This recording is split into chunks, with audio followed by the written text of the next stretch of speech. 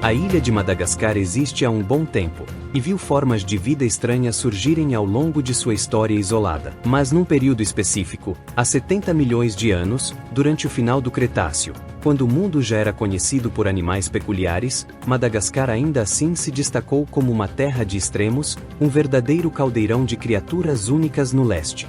Normalmente, quando você retrocede o relógio em dezenas de milhões de anos, a Terra começa a parecer um pouco diferente.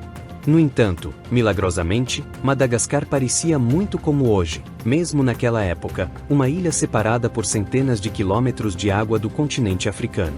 No entanto, estava mais ao sul do que atualmente e também muito mais próxima da Índia. Na verdade, não apenas eram vizinhas, mas pouco antes, haviam estado unidas por um período extremamente longo, mais longo que o intervalo entre nós e os dinossauros, para dar uma ideia. Por causa disso, muitos animais conseguiram colonizar Madagascar a partir da Índia. E com as duas separadas do resto do mundo, desenvolveram sua própria paleofauna distinta, tornando a vida um pouco mais interessante que o normal. Mas o que realmente aumentou o termostato da estranheza foi quando Madagascar se separou da Índia e se tornou sua própria ilha. Porque foi aí que a vida nativa de Madagascar começou a experimentar a pressão do nanismo insular e do gigantismo.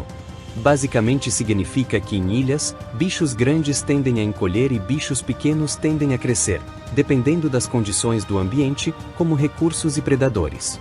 E embora Madagascar seja uma ilha grande, ainda não é grande o suficiente para tudo. E quando você adiciona isolamento completo a isso, acaba com um lugar muito peculiar. E era o tipo de lugar que era um pouco como a ilha do filme Kong, a Ilha da Caveira, onde o perigo estava em toda parte, já que uma abundância de vida era sustentada por planícies aluviais expansivas, rios largos e quantidades anormalmente grandes de vegetação que se enraizavam e drenavam planícies de inundação. E embora provavelmente não levasse muito tempo para você encontrar um dos muitos habitantes predadores da ilha, poderia ter sido o clima que te pegou primeiro, pois também era um pouco diferente aqui. Não era necessariamente extremamente quente ou frio, mas periodicamente mortalmente seco, com formações rochosas sugerindo secas frequentes que podiam surgir. Em geral, também havia estações secas distintas. Acontece que esses períodos secos podiam ser rudemente interrompidos por chuvas rápidas, com acúmulo de sedimento sugerindo que inundações repentinas aconteciam constantemente e cobriam vastas extensões de terra, afogando qualquer coisa não rápida ou inteligente o suficiente para sair do caminho. E então, se não fosse a mãe natureza tentando te pegar, definitivamente seriam os animais. Basta olhar para o mascote da ilha, o majungasauro, um terópode de temperamento incomumente ruim. Mas não deixe que ele ouça você dizer isso, porque neste reino, ele era o rei, sendo o maior terópode da ilha. Ele media cerca de 7 metros de comprimento que pesava mais de 1 tonelada. E em certas situações, poderia até ser tão grande quanto um carnotauro. E se você viu o filme Dinossauros, sabe que isso é uma má notícia. No entanto, não foi seu tamanho que o diferenciou de outros terópodes, já que predadores maiores eram encontrados em outros lugares. Em vez disso, foi sua construção altamente incomum, parecendo quase como se alguém tivesse misturado diferentes partes do corpo de animais para criar um único dinossauro. Para começar, suas mãos eram absolutamente minúsculas. Em seguida, sua cabeça era gorda, curta e achatada, enquanto o resto de seu corpo era longo e robusto. E então, ao contrário de suas mãos, suas pernas eram absolutamente grossas, sendo ridiculamente espessas e robustas, e coletivamente tornando o majungasauro difícil de perder, para dizer o mínimo, e uma anomalia em sua já estranha família, os abelissaurídeos. Agora, você pode estar pensando que essas adaptações engraçadas significavam que esse predador era um pouco mais inofensivo que o normal. Mas, ironicamente, o que elas realmente fizeram foi transformar essa besta no matador de gigantes definitivo. Porque, como se vê, esse design é como você mata saurópodes. Ou pelo menos essa é a hipótese. Muitos terópodes carnívoros têm crânios estreitos, bons para resistir ao estresse vertical associado a mordidas poderosas, mas ruins para lidar com força de torção, forçando-os a confiar em inúmeras mordidas em vez de uma grande. Enquanto isso, nosso amigo majungasauro tinha uma estratégia totalmente diferente, ser mais do tipo que dá apenas uma mordida, pois seu crânio era melhor projetado para segurar presas que se debatem sem precisar soltar. meio parecido com o que vemos em felinos modernos. E o resto de seu corpo apoia essa hipótese de uma mordida e pronto, pois tinha tendões ósseos, costas fortes, costelas entrelaçadas e claro, aquelas pernas avantajadas. Todas ótimas coisas para ter, se você quiser segurar algo. Mas a questão é o que ele segurava. É aí que entra a hipótese, porque havia realmente apenas um animal vivendo com ele que fazia essas características fazerem sentido. E esses eram os saurópodes, neste caso, titanossauros, para ser mais exato. Rapetossauro e Varrine. Dois herbívoros não enormes, mas ainda de tamanho respeitável, que provavelmente lidavam com o majungassauro regularmente. E na verdade, havia mais alguns maus presságios para esses caras, pois o crânio de seu potencial assassino acabou sendo reforçado por osso mineralizado fora da pele em certas áreas, enquanto sua mandíbula inferior era hiperflexível, reduzindo assim a chance de lesão enquanto lutava com titãs. E para finalizar o pacote, até seus dentes eram um pouco diferentes, com a frente sendo mais grossa que o resto e curvada nas bordas frontais, mas mais retos na parte traseira, um design que surpreendentemente impede o corte. Mas novamente implica que este caçador queria agarrar a presa e subjugá-la, não cortá-la. E eis que paleontologistas eventualmente encontraram restos de rapetossauro com inúmeras marcas de mordida de majungassauro neles, um sinal de que nesta ilha, nem mesmo os maiores animais da Terra estavam seguros. No entanto, antes que você solte um grande suspiro de alívio pensando que o majungassauro não devia ter interesse em coisas menores, há algo que você deve saber. Até agora, todas as evidências que conhecemos sugerem que o majungassauro era o oposto completo de um comedor exigente. Se fosse preciso, ele até comia a si mesmo. E na verdade, o majungassauro é o único dinossauro não aviano conhecido que os paleontologistas consideram ter tendências canibalísticas diretamente confirmadas. Em 2007, pesquisadores se depararam com múltiplos espécimes que exibiam marcas de mordida idênticas às de sua própria espécie. O tamanho, espaçamento e serrilhas coincidiam perfeitamente. Além disso, os espécimes variavam muito em tamanho e apresentavam marcas de mordida intensamente profundas, indicando que suas carcaças foram completamente esfoladas. No entanto, um mistério permanece por trás dessas cenas de crime: se quem as fez eram realmente assassinos ou apenas necrófagos. E nos últimos anos, uma explicação proposta é que eles provavelmente eram semelhantes aos dragões de Komodo, que ao atacar uma presa ou carcaça, podem ficar um pouco animados demais, levando a um indivíduo realmente azarado às vezes ficando preso na confusão, por assim dizer. E naquele ponto, carne é apenas carne, pelo menos de acordo com o majungassauro. Além de ter que se preocupar com os de sua própria espécie, eles também tinham que se preocupar em se machucar, pois quando isso acontecia, algo interessante ocorria. Os pesquisadores observaram que a maioria dos espécimes de majungassauro está perfeitamente bem, basicamente sem patologias. Curiosamente, quando um deles tinha trauma, por exemplo, na cauda, então eles geralmente tinham muito mais lesões também, levando à ideia de que no ambiente do majungassauro, uma lesão poderia desencadear muitas outras ao longo da vida, tornando-os altamente suscetíveis a acidentes. E isso provavelmente não era ajudado por seus cérebros que, mesmo para um terópode, eram extremamente pequenos. E em particular, seu flóculo, uma parte do cérebro que ajuda a coordenar movimentos entre os olhos e a cabeça, era fortemente reduzido, significando que, ao contrário da maioria dos terópodes que olhavam em volta rapidamente para localizar presas, este caçador tinha que criar outros meios de detecção de refeições. No geral, o formato do cérebro era na verdade mais próximo ao de um crocodiliano do que ao de uma ave. No entanto, onde era muito mais próximo das aves era na respiração. Possuindo sacos aéreos que poderiam ter permitido ventilação por fluxo contínuo, um modo de respiração complicado, mas altamente eficaz, que provavelmente ajudou a compensar sua falta de massa encefálica. E se esses caras não soam como sua praia, então eu sugiro fortemente que você fique longe de qualquer planície de inundação ou área de maré que você visse, pois esses biomas eram o habitat preferido, com a maioria de seus fósseis vindos de tais áreas. Infelizmente, fugir de seus problemas aqui provavelmente só te colocaria em mais encrenca, pois esta ilha tinha efetivamente tudo transformado em monstros, não apenas os dinossauros. Graças ao isolamento e ao tamanho reduzido da ilha, algumas criaturas, tipicamente limitadas por sua presença, foram finalmente capazes de respirar e ganhar terreno, resultando em mais do que alguns casos de gigantismo insular. E infelizmente, para nossos amigos que têm medo de cobras, isso se estendeu a uma cobra, a Matsoia madagascarensis. Como seu nome sugere, ela era um membro da agora extinta família Matsoidia, um grupo de cobras que variavam muito em tamanho, com algumas tendo não mais que 1 metro de comprimento.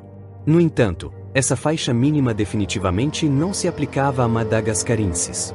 E nesta ilha, com competição limitada de outras cobras e dinossauros carnívoros, ela absolutamente inchou de tamanho, com um fragmento isolado sugerindo um comprimento de até 8 metros. E caso você precise de uma visualização disso, aqui está como uma cobra de 8 metros se parece na vida real.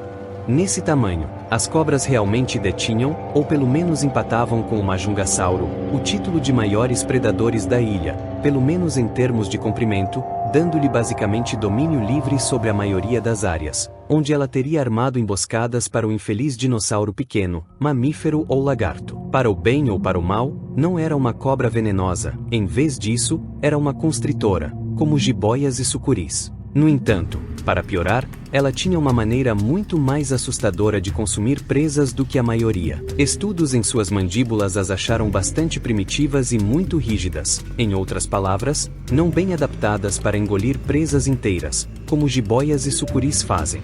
Portanto, para contornar esse obstáculo irritante, ela gostava de usar seus poderosos músculos corporais e dentes incrivelmente afiados para simplesmente morder e arrancar pedaços comestíveis, comendo sua presa de uma maneira semelhante à vista em certas enguias.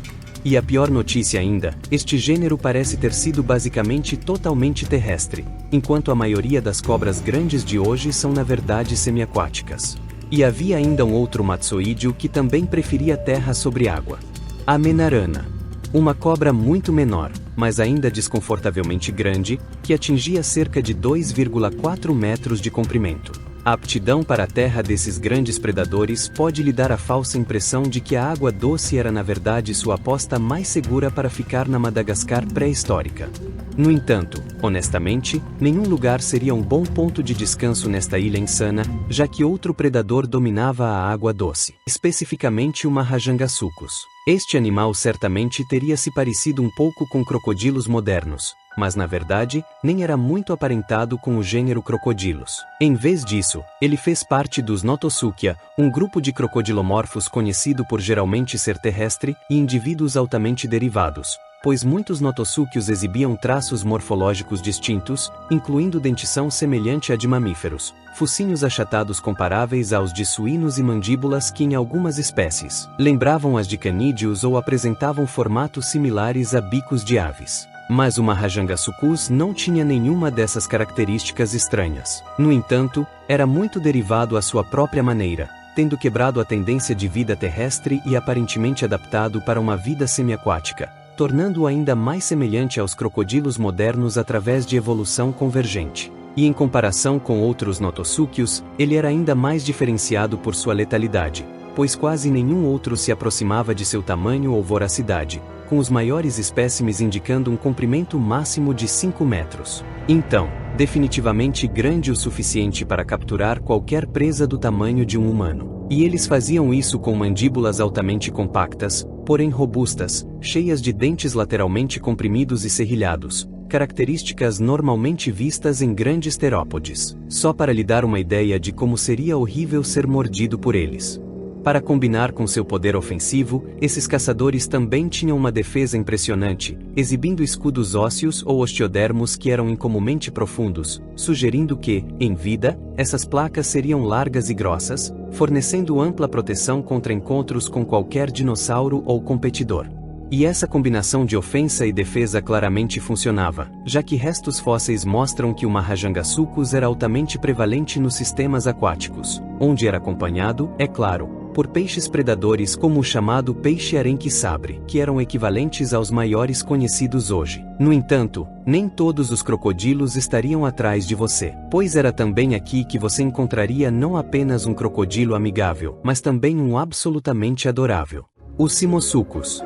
Resumindo, este crocodilomorfo era o que você obteria se misturasse um crocodilo pequeno e um pug, resultando em um corpo curto e compacto que era bastante robusto, como o de um bulldog. enquanto seu rosto também era ridiculamente curto e parecendo que tinha sido esmagado. Ele também estava mais próximo de um pug em tamanho do que a maioria dos outros animais, com adultos nem mesmo atingindo comprimentos maiores que 75 centímetros. No entanto, não foi seu tamanho pequeno ou fofura que finalmente atraiu os paleontólogos, mas sim seus dentes muito estranhos, pois tinham formato de folha de bordo, um design não muito bom para cortar ou processar carne, mas muito bom para cortar folhas. De todos os animais vivos na Terra hoje, seu parente mais próximo quando se trata de dentição é a iguana herbívora, acrescentando algum suporte indireto de que o Simosuchus tinha gosto por folhas. Além disso, seu rosto esmagado e estranho torna ainda menos provável que estivesse por aí causando terror em Madagascar. E por enquanto, a maioria dos pesquisadores considera que ele era vegetariano, enquanto um pequeno grupo sustenta que era no máximo onívoro. Seja como for, este era um rosto que provavelmente você não se importaria de ver no Cretáceo de Madagascar. E também seria muito fácil avistá-los à distância, porque além de sua aparência estranha, eles também tinham uma maneira estranha de se locomover. Como a maioria dos notossúquios, eram cobertos por uma armadura que, no caso deles, era disposta de maneira altamente inflexível, restringindo o movimento e forçando-os a correr de um jeito engraçado e não muito eficiente. No entanto, o Simosuchus pode ter tido um truque na manga para compensar esse jeito desajeitado. Escavar. Não é confirmado, mas alguns pesquisadores afirmam que seu rosto de aparência engraçada pode ter atuado como uma espécie de pá biológica, permitindo que ele se enterrasse e se escondesse de várias ameaças, além de cavar em busca de comida. Infelizmente, apesar dessa possível ferramenta incrivelmente poderosa, ainda me preocupa que esta exceção fofa de Madagascar ainda fosse um alvo regular para predadores, especialmente porque não eram apenas canibais gigantes, crocodilos e cobras à espreita. Também havia muitos assassinos menores. Um deles era algo que você normalmente não espera que seja assustador: um sapo chamado Beelzebufo. Os sapos geralmente não são os mais interessantes dos animais extintos, mas garanto que o Beelzebufo era muito. Há uma razão para ele ter recebido o apelido de Sapo do Inferno, e parte dessa razão é porque ele era absolutamente enorme, com estimativas originais pintando os adultos com mais de 4,5 kg e medindo 42,5 cm de comprimento, tornando-o mais comparável a cães pequenos do que a outros sapos. Além disso, isso lhe deu a coroa de maior sapo já descoberto e cerca de 30% maior que o maior sapo do planeta hoje, o sapo Golias. Devo dizer que, em tempos mais recentes, essas estimativas originais foram criticadas e um número mais conservador foi apresentado, sugerindo um comprimento real de cerca de 9,1 polegadas ou 23,2 centímetros, semelhante a uma rã touro africana. Mas aqui está a coisa peculiar. Mesmo que este fosse o caso, não muda o fato de que os maiores espécimes conhecidos ainda têm suturas cranianas não fundidas, um sinal de que nem mesmo terminaram de crescer, levando alguns paleontólogos a afirmar que indivíduos monstruosos estão por aí apenas esperando para serem encontrados. E acredite, não seria apenas sua corpulência que teria chocado você. Se você chegasse muito perto de um deles, também descobriria seus traços mais insidiosos, incluindo uma boca gigantesca. Todos os sapos têm bocas relativamente flexíveis e largas. No entanto, o Beelzebufo levou isso a outro nível. Tanto que, dado seus tamanhos já incomuns, eles poderiam até ter sido capazes de caçar os outrora governantes da Terra, os dinossauros, pelo menos os pequenos, como filhotes de terópodes e saurópodes. E um apetite tão voraz era ainda refletido por sua mordida real. Apesar de ser muitas vezes menor que os humanos, o Beelzebufo poderia na verdade gerar uma força de mordida mais forte, com reconstruções estimando forças tão altas quanto 2.200 newtons, o que é 70 vezes mais poderoso que a mordida de sapos grandes modernos. E só para realmente colocar isso em perspectiva, a maioria dos humanos nem chega a 500, colocando o Beelzebufo mais na paridade com lobos e tigresas. E justamente quando parecia que eles não podiam ficar mais malvados, acontece que este sapo também exibia chifres diabólicos e uma fileira de armadura semelhante a placas que percorria suas costas, o que levou à suposição de que ele foi verdadeiramente projetado para ser um antidinossauro. Então, até os sapos em Madagascar eram melhor evitados. E entre eles e todas as outras monstruosidades que mencionei, você esperaria que a sobrevivência aqui fosse bastante difícil. E no final das contas, realmente era. É por isso que é bastante surpreendente que também seja aqui que um grupo improvável, que normalmente vivia nas sombras, estava prosperando. Os nossos ancestrais, mamíferos. E não apenas estavam prosperando, nossos ancestrais antigos parecem ter mergulhado os pés naquele bom e velho gigantismo insular. Porque dos 3 gêneros conhecidos na ilha, o Adalaterium, o Lavanife e o Vintana, 2 estavam literalmente entre os 5 maiores mamíferos mesozoicos que conhecemos. Mas não se assuste ainda, porque eles ainda eram bastante pequenos pelos padrões de hoje. E o maior deles, Vintana, tinha apenas 8,7 quilos, que coincidentemente, é do mesmo tamanho que o maior carnívoro mamífero em Madagascar hoje, a fossa. Mas Vintana não era um predador, exibindo dentes projetados para um estilo de vida herbívoro, consistindo de raízes, sementes, galhos e frutos semelhantes a nozes. Não é super interessante, mas Vintana compensava isso por ter um superpoder secreto: o olfato. Este cara era o rei das narinas, porque literalmente 14% do volume de seu cérebro era dedicado aos bulbos olfatórios, a área responsável pelo olfato. Só para mostrar como isso é insano, a região em nosso cérebro constitui 0,01%. E em cães, 0,31%. E porque ele tinha tanto poder dedicado ao olfato é desconhecido. Mas em uma ilha cheia de muitas ameaças, tenho certeza de que era útil. E o contemporâneo Adalaterium também tinha sua singularidade, embora não no departamento do olfato, mas sim em sua forame. Para quem não sabe, um forame é uma abertura ou fenda que permite a passagem de nervos, artérias, veias e outras estruturas de tecidos moles de uma parte do corpo para outra. E quanto mais um animal tem, mais provável é que ele tenha um sistema bastante especializado em algum lugar. No caso do Adalaterium, não sabemos exatamente o que era isso. Mas sabemos que ele tinha a segunda maior quantidade de forames de qualquer mamífero conhecido. Ou seja, escondido em seu corpo havia um sistema incrivelmente complexo que presumivelmente era necessário em tal ambiente. E esperamos que um dia saibamos exatamente qual era o seu poder secreto. Mas não precisamos esperar para obter conhecimento sobre outro residente desta ilha: o Terópode Masiacasaurus. Assim como o Majungasaurus, o Masiacasaurus pertence ao clado Ceratosauria. No entanto, diferentemente do Majungasaurus, que é um abelissaurídeo, o Masiacasaurus é um noasaurídeo, pertencendo a uma família distinta dentro do mesmo grupo. Ele era bastante pequeno para um terópodo, atingindo apenas 2,1 metros de comprimento e pesando apenas tanto quanto um lagarto monitor do rio Nilo, ou seja, cerca de 20 quilos.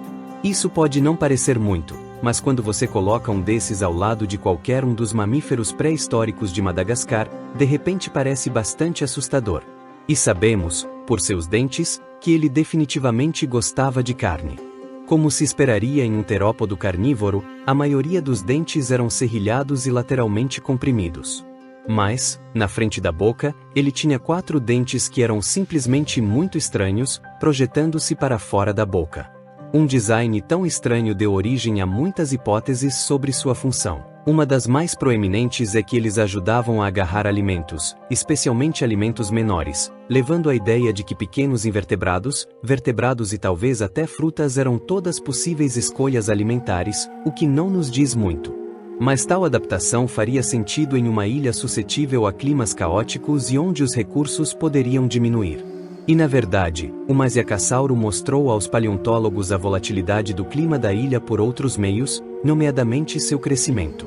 Por pura coincidência, o Masiacassauro foi submetido a um estudo de crescimento ósseo devido à grande quantidade de fósseis, que estranhamente descobriu que apesar de ser bastante pequeno, também crescia muito devagar, levando cerca de 10 anos para atingir o tamanho de um cachorro grande, levando à conclusão de que ele evoluiu uma taxa de crescimento lenta para minimizar o investimento nutricional em um ecossistema hostil. No entanto, embora a Madagascar do Cretáceo pudesse se tornar um deserto, não foi a falta de água que condenou seus habitantes no final.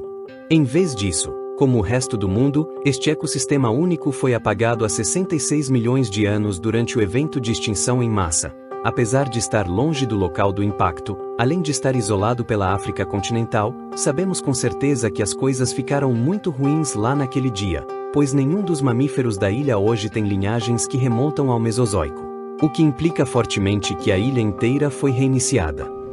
E quem sabe, talvez isso tenha sido para o melhor. Obrigado por assistir, e até a próxima.